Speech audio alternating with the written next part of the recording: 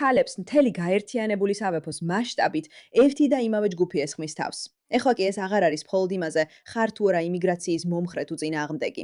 საუბარია იმაზე, საერთოდ ზრუნავ თუ არა შენი ქალების დაცვაზე. იმიტომ, რომ უნდა მოусმინო იმას, რასაც ისინი ამბობენ და გულწრფელად რომ თქვა, ეს მართლაც გულსათქენია.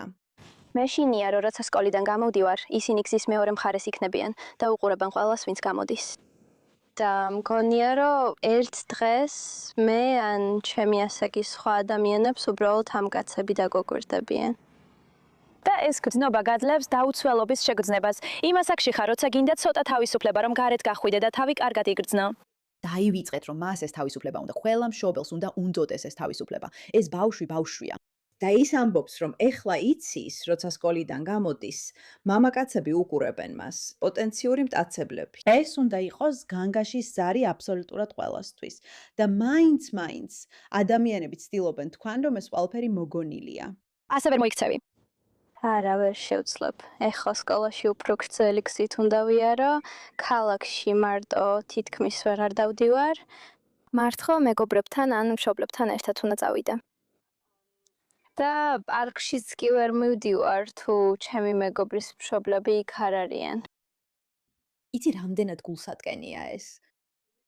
იცი, რამდენად არასწორია ის, რომ გოგოსთვის ეს ჩვეულებრივად ითვლება და მიღებულია, რომ ის ვერსად წავიდეს მშობლების გარეშე, ის ხომ 5 წლის არ არის, ის ხომ 15-17 წლისაა. ამ ასაკში ამ გოგოებს უნდა უნდოდეთ, რომ მარტო გავიდნენ გარეთ, მაგრამ ისინი შეშინებულები არიან.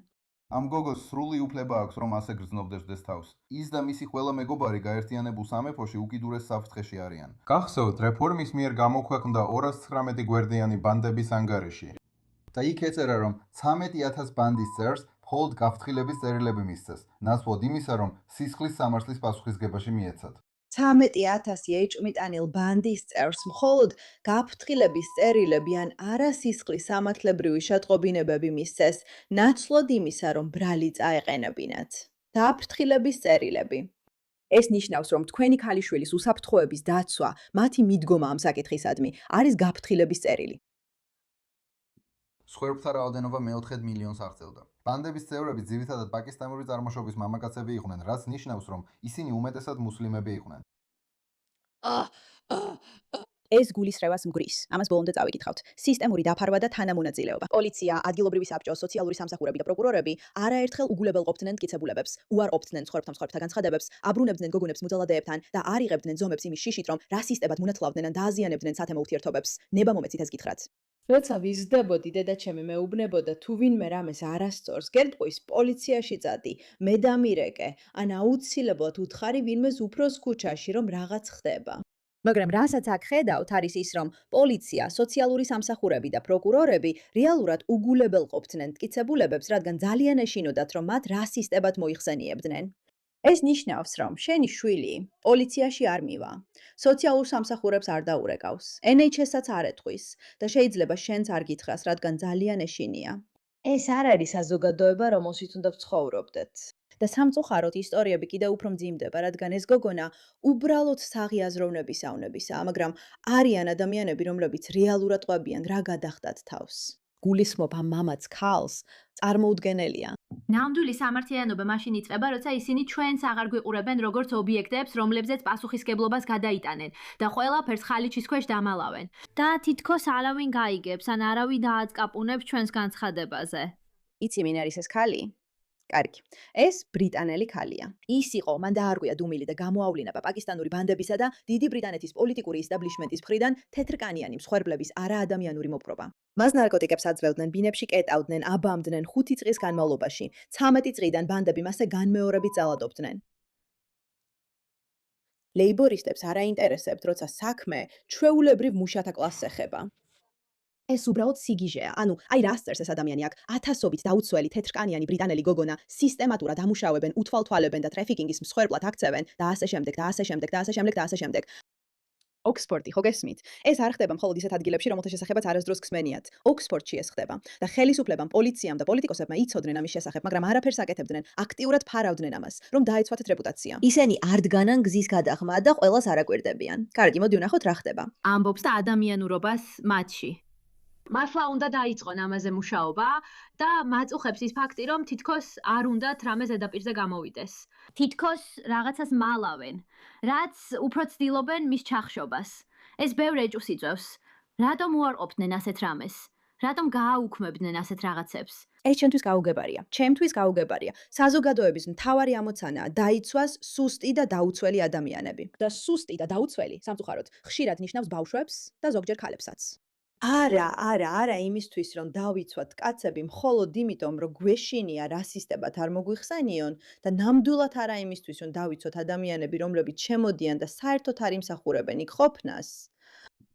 ანუ საქმე ისაა, რომ შენ მოგექცნენ ისე, თითქოს ადამიანადაც არ გთვლიდნენ, ქვეადამიანივით, ამ საშინელი ბანდის, სარჯისა და მისი მეგობრების მხრიდან. ანუ ალბათ ახლა ისე გძნობ, რომ არაფრად გთვლიან. ხო, მგონია, რომ იმ წამიდან, რაც ეს მოუყევი, არაფრად მაქციეს. და მგონია, რაც უფრო დიდხანს გრძელდება ეს ყველაფერი და იცი, ბევრი რამ ხდება საჯაროდ, მაინც არაფრად გთვლიან. თითქოს არც არსებობ. იცი, გულწრფელად რა ვთქვა, არ მინდა ამ გოგოგოს მიმართ თანაგრძნობის ამბავში ჩავერთო. ის ფაქტი, რომ მას გონია არაფრად ექცევიან, ეს ის თემაა, რაზეც მედიას შეუძლია უსასრულოდ ილაპარაკოს. კარგი მათთვის და ამაში სიმართლეც არის. არ გინდა, რომ სხვერპლს თავი ცუდად აგრძნობინო, იმის გამო, რომ მომხდარის შესახებ თქვა. ეს რა თქმა უნდა ასეა, მაგრამ მთავარი კითხვა, რომელსაც საკუთარ თავს უნდა უსვამდეთ, არის რატომ? რატო ღმერთო უნდა იცავდეს მთავრობა ცუდ ადამიანებს კარგებზე მეტად? რა არის ეს? და რატო ვართ მშვიდად, როცა თვიდა 14 წლის გოგონები, მაგალითად ეს გოგონა ამბობს, რომ ვერ გადის გარეთ ისე, რომ სკოლასთან საზიზღარი ტიპები არ უთვალთვალებენ. სად ხდება ეს ახლა? თუ აპირებ მითხრა, რომ ეს მხოლოდ თეთრების ბრალია, დაიხიე უკან გოგონა, დაიხიე უკან ბატონო.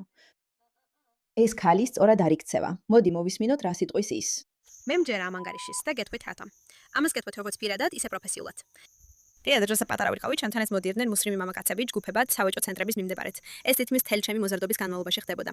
საბედნიეროდ მე არასდროს მივეცი მათთან ურთიერთობის საშუალება. მეორეც, მე ვიცი და შემიძლია დაგისახელოთ, თუმცა ამას არ გავაკეთებ. დაახლოებით 6 გოგონა ვისთანაც სკოლაში ვსწავლობდი და რომლეთაც მუსლიმი მამაკაცები მანიპულირებდნენ და მათზე ძალადობდნენ. ეხლა მხოლოდ მუსლიმი მამაკაცები ძალადობენ. არა, რა თქმა უნდა არა. ძალადობა ხდება ყველა რასაში, ყველა რელიგიაში. თუმცა ეს არის თემა, რაზეც ახლა ვსაუბრობთ, ამ საზოგადოებაში გარკვეული ტენდენცია. ყველა ეს გოგონა, ვისაც ვფიქრობ, სიქი, ჰინდუ ან მუსლიმი გოგონებია. და იმ ანუ ამანაც სურათი შეცვალა. ეს არ ეხება თეთრკანიანების დაცვას, ღარიბი, დაჩაგრული სხვა ხალხისგან. ეს ყველგან ხდება. მამაკაცები გოგონებს ახეზებდნენ, სკოლა გაეპარათ, ბირმინგემში შეხვედროდნენ, მათთან ერთად დრო გაეტარებინათ, მანქანებში იმზავრათ და ალკოჰოლი დაელიათ. და ბევრ შემთხვევაში მეც მიწოდდნენ, მაგრამ ყოველთვის უარს ვამბობდი. იმიტომ რომ არ მინდა და იმ გოგონებ ფერექტად წავსულიყავი ესეთ დასლებზე. ისინი სკოლაში დანცინას სახელებს მეტახდნენ და მეგობრები ჯგუფიდან გამომრიცხავდნენ. და all დროის განმავლობაში სკოლაში მარკა დავჭე მეგობრებისა და სოციალური ჯგუფის გარეშე, მაგრამ დროის გასვლასთან ერთად აი, რამდენად ცუდია ეს ყველაფერი, ეს მამაკაცები მხოლოდ გოგონებს კი არ მანიპულირებენ. ისინი ასევე ახდენენ სოციალურ ზეწოლას მათზე, რათა სხვა გოგონებისთვის მიუღებელი გახადონ ამ მამაკაცებთან ურთიერთობა, რომლებიც შემდეგ მათთან დაახლოებას, მათ სექსუალური ექსპლუატაციისთვის ჩათრევას და ღმერთმა იცის კიდევ რას შეეცდებიან. აი, რამდენად სისტემურია ეს ყველაფერი. ისინი მხოლოდ იმაზე არ ფიქრობენ, როგორ შერჩეთ ეს ერთჯერადი ქმედება. ისინი ქმნიან კულტურას, სადაც არა მხოლოდ გოგონები გარბიან სკოლიდან, არამედ სხვებსაც აიძულებენ იგივე გააკეთონ. ამ ახალგაზრდა გულუფხილო გოგონებს ფაქტობრივად ამ სექსუალური ექსპლუატაციის ბანდები იყენებენ, რათა სხვა გოგონებსაც უბიძგონ იგივე გააკეთონ. ეს სიგიჟეა. ანუ შენ ნახე როგორ დაენგრა იმ გოგონების ცხოვრება. ისინი ან სკოლიდან გაქრნენ ხშირი გაცდენების გამო, ან საბოლოოდ დეპრესიულად იქცნენ და თავიანთი თავის ჩრდილად გადაიქცნენ. და რა თქმა უნდა, საბოლოოდ საკუთარ ოჯახთან პრობლემები შეექმნათ, როცა გაიგეს, რომ ისინი, ასე ვთქვათ, ურთიერთობდნენ ამ მუსლიმ მამაკაცებთან, თანაც უფრო სასახში მყოფებთან. ეხლა რომ ვიხსენებ, ვხედავ, რომ მათ სექსუალური ექსპლუატაციისთვის ამუშავებდნენ. ასე რომ, ჩემს რეალურ ცხოვრებაში ვნახე, რა დაემართათ იმ გოგონებს. და რაღაცნაირად ჩემი სინდისი არ მაძლევდა უფლებას, რომ მსგავს ქცევაში ჩართულიყავი და მათთან დავკავშირებულიყავი. ვფიქრობ, რომ ჩემი სულიერი ცხოვრება, რაცა ვიზრდებოდი, გადამარჩინა. შემიძლია უთხრა ამას ყველა მშობელს, ვინც ამას უყურებს და შიშობს, რომ მსგავსი რამ შეიძლება მათ შვილებსაც დაემართოს. დაიმახსოვრეთ, რომ თქვენს შვილს ძლიერი შინაგანი ორიენტირი განუვითაროთ და სოციალური ზეწოლისთვის წინააღმდეგობის გაწევის უნარი მისცეთ, თუნდაც ეს ძალიან რთული იყოს. ეს მათი ცხოვრების უზომოდ მნიშვნელოვანი ფაქტორი იქნება. ეს გოგონა უბრალოდ იმიტომ გადარჩა, რომ საკუთარ ინტუიციას ენდოდა არ დანებდა, მიუხედავად იმისა, რომ სოციალური ზეწოლა მას ისევ და ისევ უბიძგებდა. და შეიძლება სწორედ ამის გამო დღეს ის არის ის, ვინც არის. ამას არასდროს დაივიწყოთ. ეს მხოლოდ გარე სისტემებთან ბრძოლაზე და იმაზე არ არის რომ ვეცადოთ ეს ადამიანები პასუხისგებაში მივცეთ იმისთვის რასაც აკეთებენ და ფიზიკურად შევქმნათ რაღაც ბარიერი რომ ასეთი ქმედებები აღარ მოხდეს მაგრამ ეს ასევე ნიშნავს რომ შევძლოთ ჩვენი პატარა ბავშვების გაწვრთნა რომ მათ საკუთარი თავის დაცვა შეძლონ და არ წამოეგონ ასეთ რამეს თუნდაც ეს ძალიან რთული იყოს შემდეგ პროფესიულად მე მუშაობდი ბანდის მსხვერპლებთან. მუშაობდი რამდენიმე მუსლიმ გოგოსა და ქალთან, რომლებიც იყვნენ ძალიან მკაცრად ინდოქტრინირებული ოჯახების მსხვერპლნი, სადაც მათზე ძალიან მკაცრ წესებს აწესებდნენ. ქორწინებები, ორსულობები და ოჯახის მამაკაცი წევრები. ან თემში ეს პრობლემა არსებობს. და თუ ამას არ აღიარებენ, კიდევ უფრო მეტი ქალი და გოგო გახდება ძალადობისა და გამოყენების მსხვერპლი, როგორც კულტურის შიგნით, ისე მის გარეთ. ისინი განაგრძობენ ტანჯვას. რელიგიისა და რასიზმის საკითხი მნიშვნელოვანია, რადგან ის აჩვენებს ტენდენციას, ის აჩვენებს ნიმუშს, ის აჩვენებს იმ ფარულ მიზეზებს, რომლებიც იწვევს ძალადობას ამ ერთ ჯგუფში. მე ეს ვიცი, რადგან დავიბადე და გავიზარდე მუსლიმურ თემში, რომელსაც ასევე ჰქონდა პრობლემები ბავშვთა ძალადობასთან დაკავშირებით. ეს არის თემა, რომელზეც ვსაუბრობ და ასევე ვეხმარებ მსხვერპლებს. მოძალადოები გამოიყენებენ ნებისმიერ მოძღვრებას, რომელსაც იპოვიან, რათა გაამართლონ თავიანთი ძალადობა. და ამ შემთხვევაში ამ ანგარიშით ვხედავთ, რომ ეს არა მხოლოდ ერთ კონკრეტულ ჯგუფთან არის უმეტესად დაკავშირებული, არამედ მას აქვს კავშირი მთელ სისტემასთან ინგლისში, ბრიტანეთში, სადაც სისტემურად იფარებოდა ამ ძალადობის შესახებ ინფორმაცია. და ამასთან დაკავშირებით რაღაც უნდა გაკეთდეს. იცით, ბრიტანეთი ვერ გააგრძელებს ჩვეულებრივ ცხოვრებას, როცა იცის, რომ ეს მოხდა მათი საკუთარი ახალგაზრდა ქალიშვილების, ბავშვებისა და ქალების მიმართ, რომლებიც დღემდე იტანჯებიან იმ ყველაფრის გამო, რაც 10 წლების განმავლობაში ხდებოდა. იცით, ზოგჯერ საკუთარ თავს ვეკითხები, ნუ თუ სიმულაციაში ვცხოვრობს, ნუ თუ ეს ყველაფერი ყალბია, რადგან ჩემთვის წარმოუდგენელია, როცა ისმენ სისტემურ არასრულწლოვანთა სექსუალური ექსპლუატაციის ბანდებზე, რომლებიც სრულიად მიღებულია თქვენი სამედიცინო სისტემების, პოლიციის, განათლებისა და სოციალური სისტემების მიერ. რაღაც ამაში მაიძულებს თმა დავიგლიჯო და ეს ბრძოლა სამუდამოდ გავაგრძელო, სხვა არაფერზე ვიფიქრო. და მაინც როგორღაც ჯერ კიდევ არიან ადამიანები, რომლებიც ამ საკითხზე გაურკვევლები და მერყევები არიან. ბოდიში ჩვენ არ ვსაუბრობთ ერთ ისტორიაზე, ან 10 ისტორიაზე, ან 100 ისტორიაზე, ან თუნდაც 1000 ისტორიაზე. ჩვენ ვსაუბრობთ 100,000-ობით ისტორიაზე და ეს ყველაფერი აღრიცხულია, დოკუმენტირებულია, სისტემურია და მაინც როგორღაც ჯერ კიდევ ვსაუბრობთ იმაზე, რატო არ გადადგა მთელი ბრიტანეთის მთავრობა. გულისხმობ იმას, რომ არავინ რეალურად არ აგებს პასუხს იმ ზიანზე, რაც ამ ახალგაზრდა გოგონებს მიადგათ. სად ვართ ჩვენ როგორც საზოგადოება, თუ ეს ჩვენი ნომერ პირველი პრიორიტეტი არ არის? და ეს ისტორიები მხოლოდ გარედან მოსული ადამიანებისგან არ არის, ეს არის ახალგაზრდა ადამიანებისგან, რომლებმაც ეს თავად განიცადეს, რეალურად განიცადეს. მოусმინეთ, რას ამბობენ ისინი. ერთხელ იყო სატელეფონო ზარი, როცა მან სადაჩემი დაკარგულად გამოცხადება და თქვა, რომ აზიელი მამაკაცები მათ ითხავდნენ და ძალადობდნენ ჩემზე.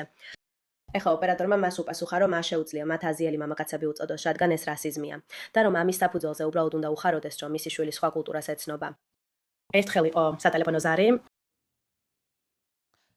ტელეფონის ოპერატორმა მას უთხრა, რომ